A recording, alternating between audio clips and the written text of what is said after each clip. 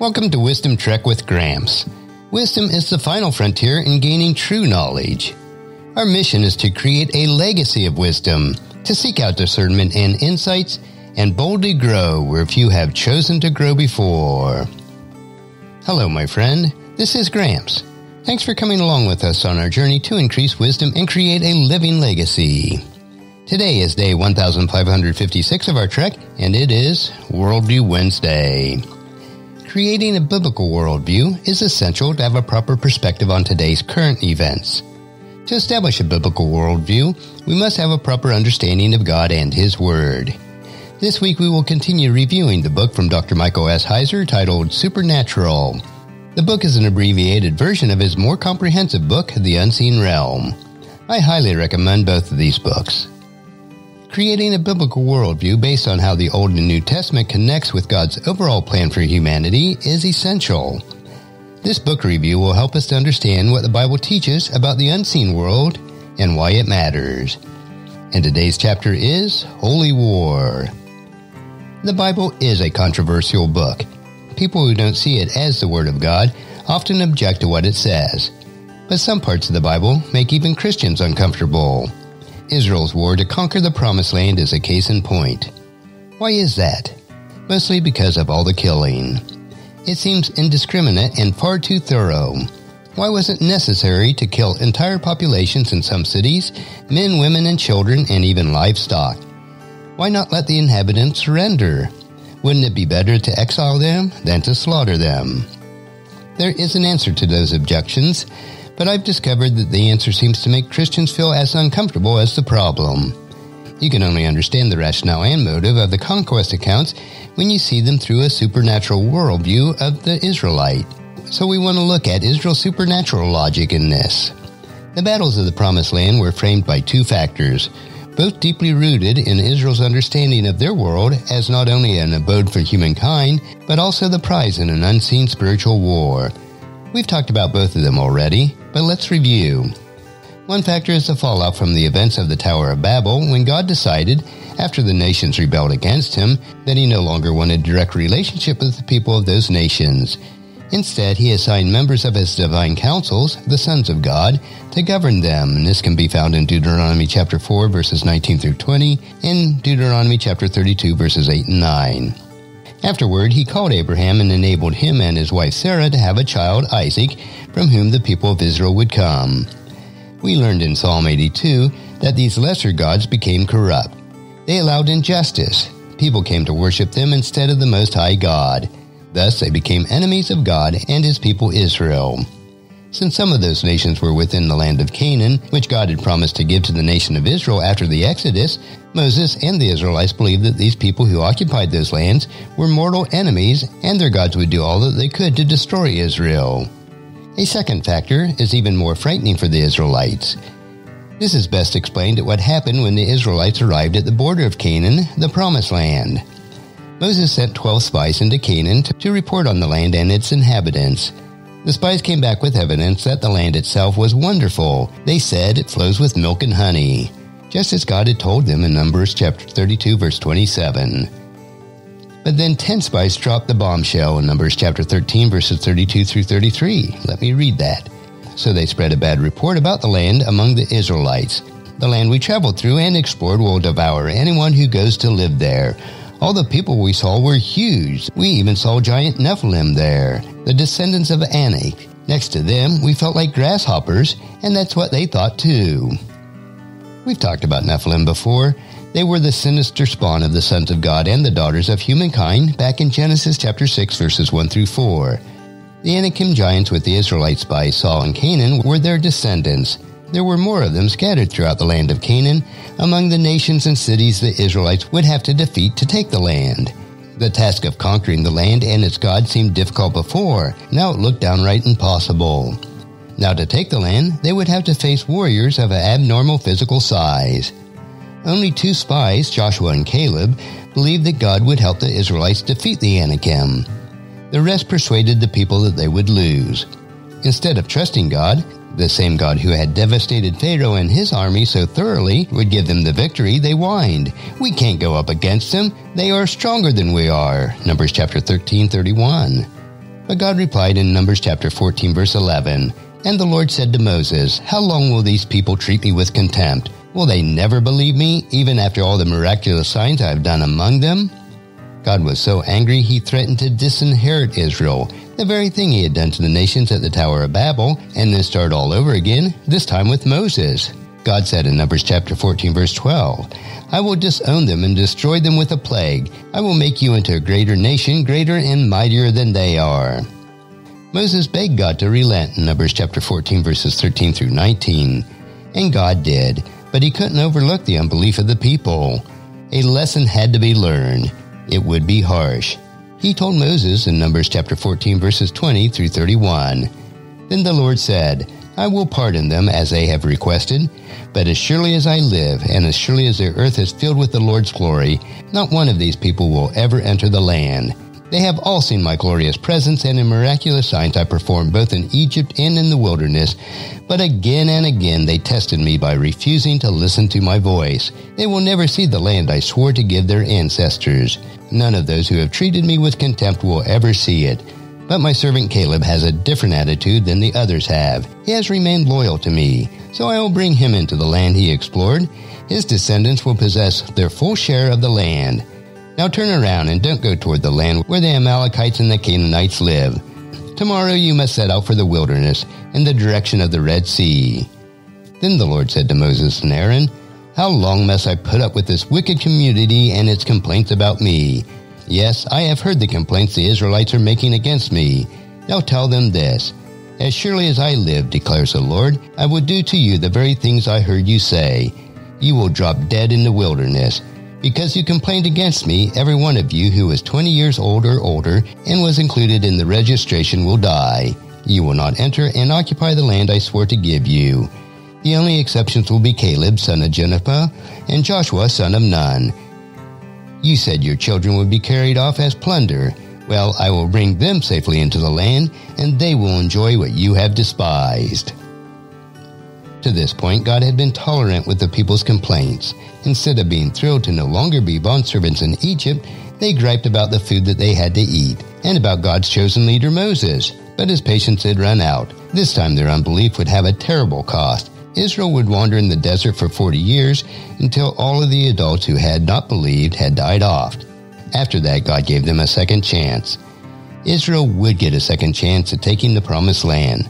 Deuteronomy chapter 2 and 3 chronicles how, during the 40 years in the wandering, the Israelites wound up in the territory on the other side of the Jordan River, called the Transjordan, which was to the east of the promised land. The Transjordan lands were Edom, Moab, and Ammon, territories God had given to Lot's descendants, Abraham's nephew, and Esau, Jacob's brother. The people who lived there were relatives of the Israelites, most of them anyway, but there were others.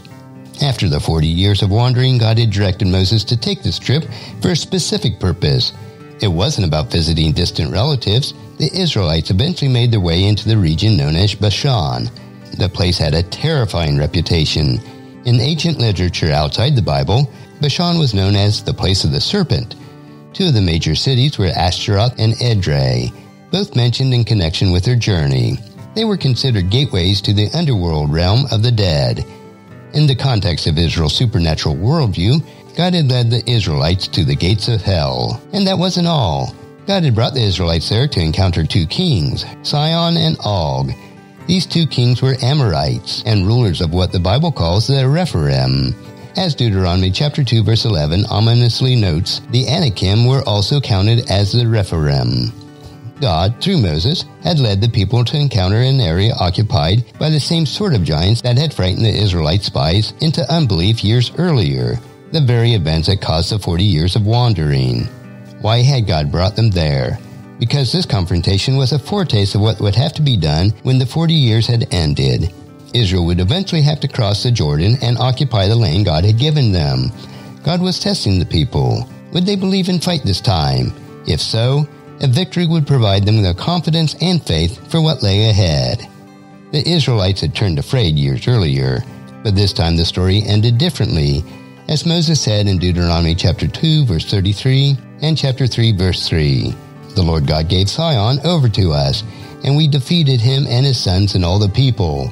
The Lord our God gave into our hands Og also, the king of Bashan, and all his people, and we struck them down until there was no survivor left." The prophet Amos recounted the confrontation in his own biblical book many years later. He described the outcome this way in Amos chapter 2, verse 9. "The Lord destroyed the Amorites before them, whose height was the height of the cedars, and who was as strong as oaks." It was a rough way to start their second chance. God demanded that they face their fears, the terrors that had cost them 40 years of aimless wandering.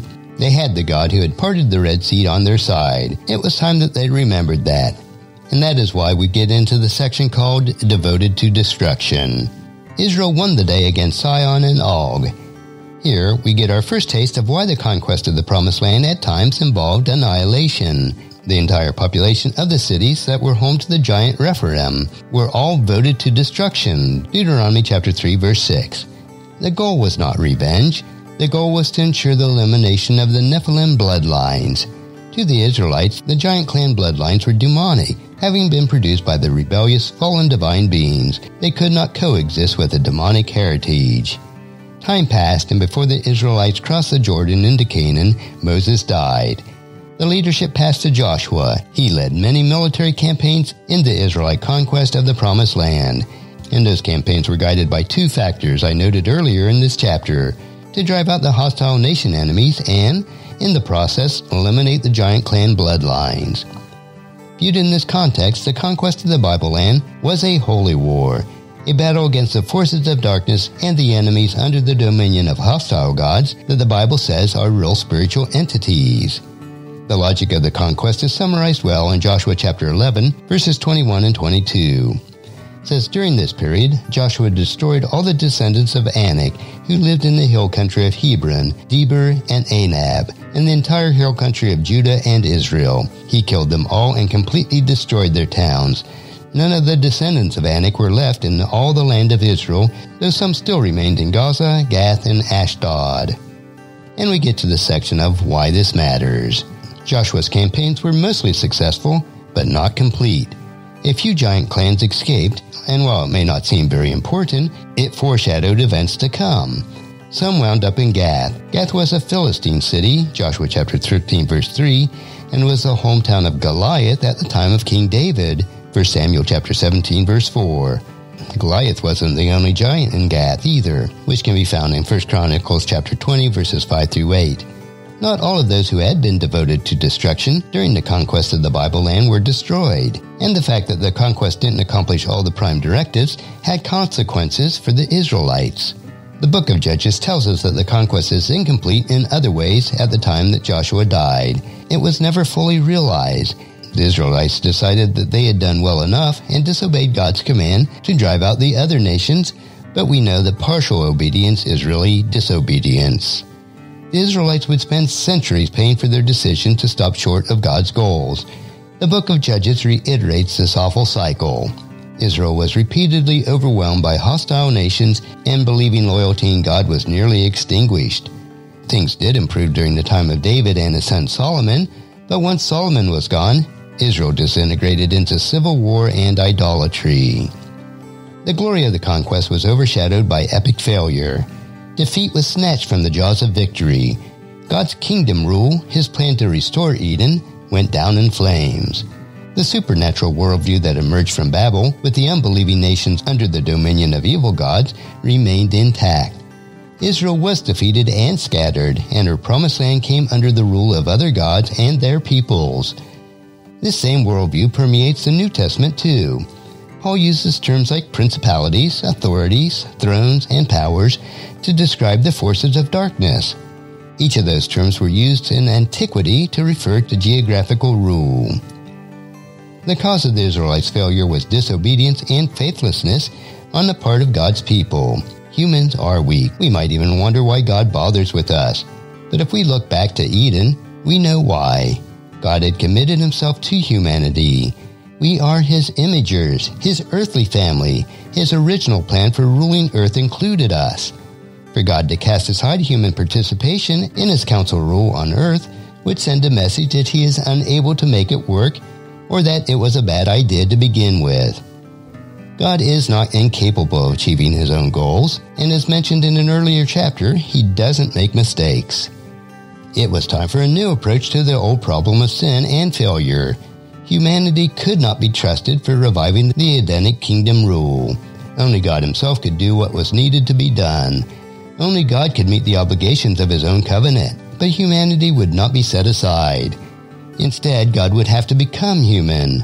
God would have to fulfill the law and the covenants himself, and then take upon himself the penalty for human failure. But pulling off this unthinkable solution meant that it would have to be kept secret from everyone, including the intelligent supernatural beings hostile to his purposes. That wasn't going to be easy. And that will finish our study for this week's Worldview Wednesday.